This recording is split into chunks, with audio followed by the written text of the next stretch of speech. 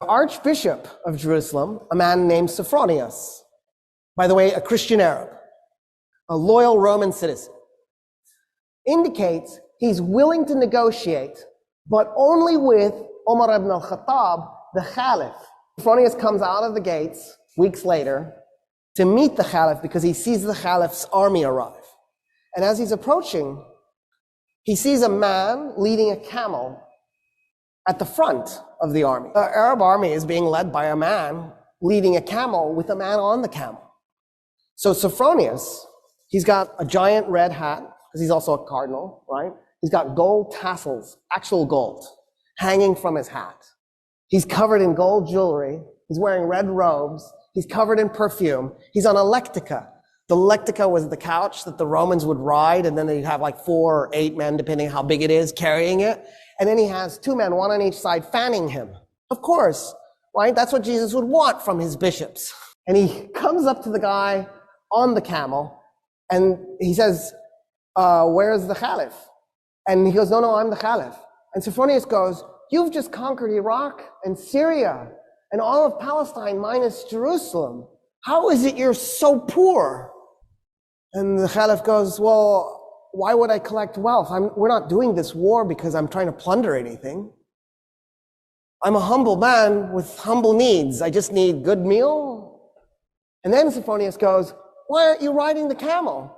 And Omar goes, that's my servant on the camel, and we take turns so that neither one of us gets exhausted. At this point, Sefranius is like, oh, what? Who just conquered us? And so Sefranius gets off the lectica because he's shamed off of the thing.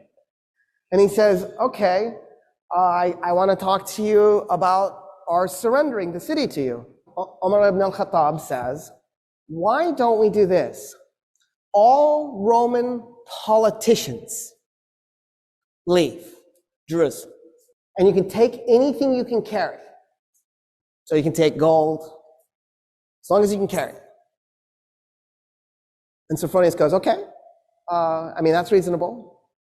That's actually more than reasonable. I just assumed you'd enslave them and take their gold. I don't see how anybody would be mad about that. And then what else? And the Caliph goes, oh no, I was thinking that's it. We don't do anything else. And Sefranius goes, wait a minute, I am really confused.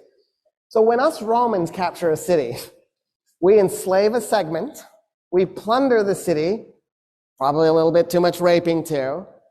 We might even burn some of it, just for grins and giggles. And then we declare it to be ours. What about that? And Umar ibn al-Khattab goes, no, we're not going to do any of that. No plundering, no raping, no enslaving. We don't do that stuff. And then Sefranius goes, oh, but you're going to seize property in the city. And the Caliph goes, no, we're not going to take anybody's property.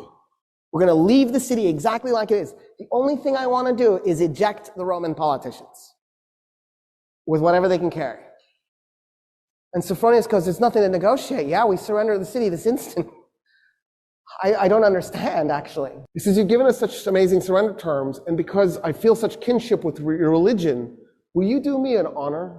Will you come to my church and pray in your Muslim way next to me as I pray in my Christian way? And Umar ibn al-Khattab goes, never. And Sefranius goes, why? He goes, I'm the Caliph. The first place I pray in Jerusalem is going to become a mosque. The Muslims will take it and they will create a place of worship for Muslims, and you will lose it. And I don't want you to lose your church. And Sefranius goes, okay.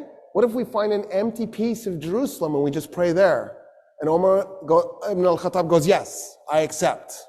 An empty piece, something that nobody owns. So they go and they find an empty lot and they pray. The Archbishop in his Christian way, the Caliph in his Muslim way, side by side. It is a mosque today, that spot.